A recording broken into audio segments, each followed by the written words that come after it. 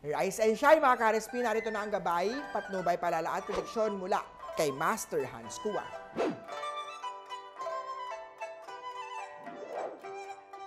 Pag-aralan ang iyong mga accomplishment at mag-set ng bagong career goals sa mga Year of the Rat.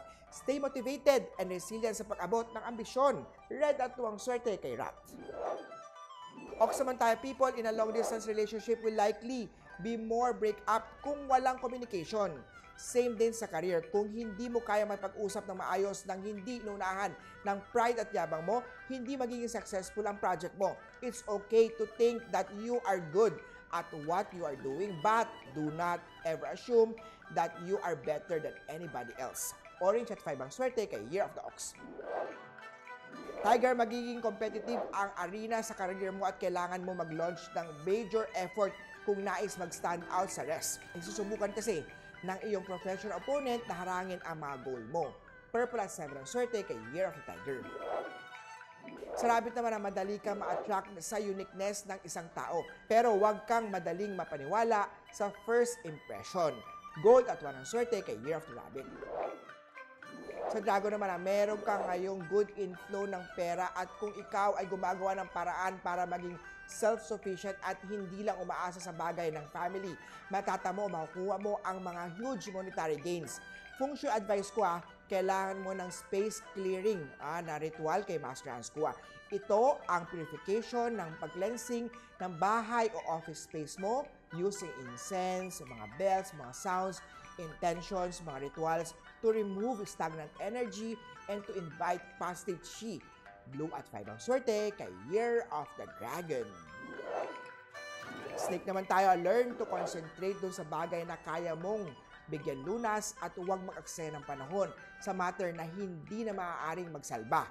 Ang self-discipline ay mahalaga kung nais mag-transition sa healthy lifestyle. Green at 2 ang swerte kay Year of the Snake. Sa horse naman na huwag makisawsaw sa office politics at gossip at mag-focus na lang sa responsibility mo na magbibigay sa iyo ng career level up. Orange at 3 ang swerte kay Year of the Horse. Goat naman tayo, prone ka sa sakit o illness star ni araw. Tulad ng yin-yang ng Feng Shui, mahalaga ang balance, sensible yin na diet at exercise. Kapag nasira ang balance ng katawan, mas lalo nagkakaproblema. Brown at 2 ang swerte kay Year of the Goat. Monkey naman tayo, don't go out on your way. Daanin ang usual na dinadaanan sa pagpasok at pag-uwi ng tahanan. Huwag nang mag-shortcut at magmadali dahil maaaring ilalo pa madali at malate sa pupuntahan. Peach at 8 ang swerte kay Year of the Monkey. Rooster naman, according to Feng Shui, ikaw ay mahahanap ng kapalit, kailangan ng susunod na upgrade, hindi downgrade. Maganda naman ang vibes mo today, kaya magiging maayos ang takbo ng araw ngayong araw. Gold at 2 ang swerte kay Year of the Rooster. Sa dog naman na hindi steady ang luck sa pera ngayong araw, maaaring makaengkwentro o magkaroon ng problema. Maswerte ang may savings at ibang pagkakakitaan. Blue at 5 ang swerte kay Year of the Doggy. At sa Year of the Pig naman, mahalaga ang halagaan ang mental health. Kapag ikaw ay nakakadrama ng nervous tension, maging argument ka o maikli ang pasensya. Keep your stress level in check and tumakas din sa daily routine kahit minsan para makaiwas sa burnout.